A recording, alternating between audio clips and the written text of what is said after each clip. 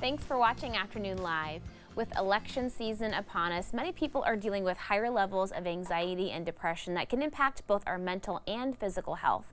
Here to share more on what we can do to manage all that stress, we welcome back Stanford professor, physician, and author of Gain Without Pain, Dr. Greg Hammer. It's great to see you. Great to see you again, Hannah. So let's talk about some of the physical things that happen when we're in high times of stress, where all that cortisol and adrenaline can have some negative consequences for us. Absolutely correct.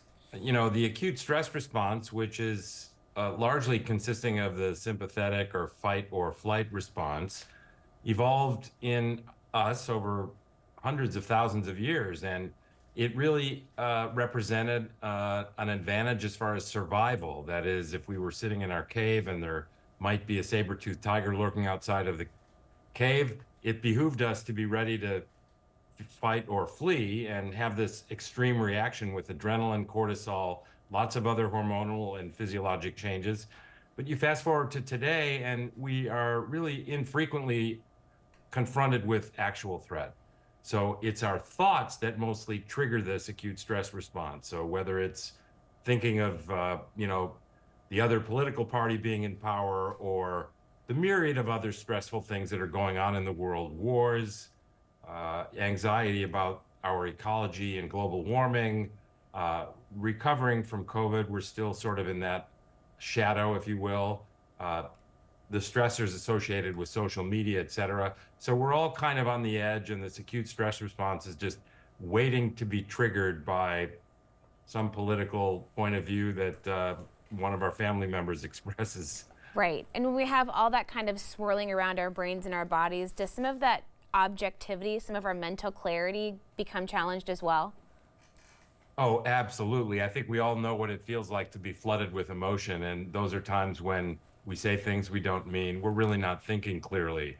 And you mentioned how the stress that we experience is bad for us when it becomes chronic, when we lack the resilience to neutralize that acute stress response, be it triggered by our thoughts or any one of a number of other triggers. If we can't neutralize those changes and they become chronic, they actually lead to the diseases of aging: cardiovascular disease, neurodegenerative disease like Alzheimer's, type 2 diabetes and obesity, and even cancer. So it's really imperative that we make a point of acquiring skills to neutralize the acute stress response and allow that stress to dissipate. So personal resilience, how do we access that? What are some practical ways we can practice, taking care of ourselves that way? Well, as you and I have discussed, my suggestion would be that we all have a mindfulness practice, and the one that I embrace is called GAIN. It incorporates the 4 domains of resilience and happiness, which I think are gratitude, acceptance, intention, and non-judgment.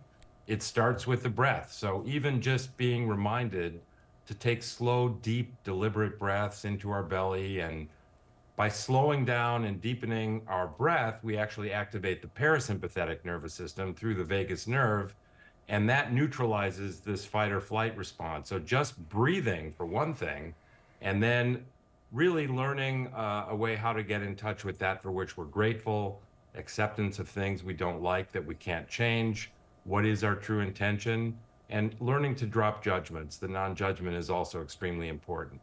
So I think those are some tools that we can all adopt.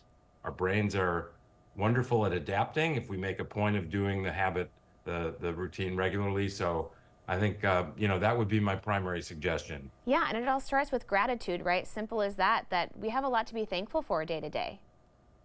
Absolutely. I mean, even the prospect of the other political party being in power, it's not going to deprive us of all the bounty of wonderful things in our lives.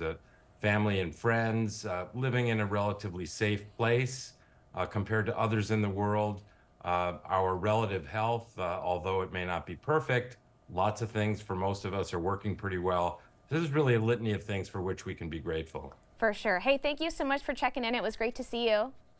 Always great to see you too, Hannah. The book again is Gain Without Pain. We'll have more information on our website at katu.com. We'll be right back with more Afternoon Live right after this.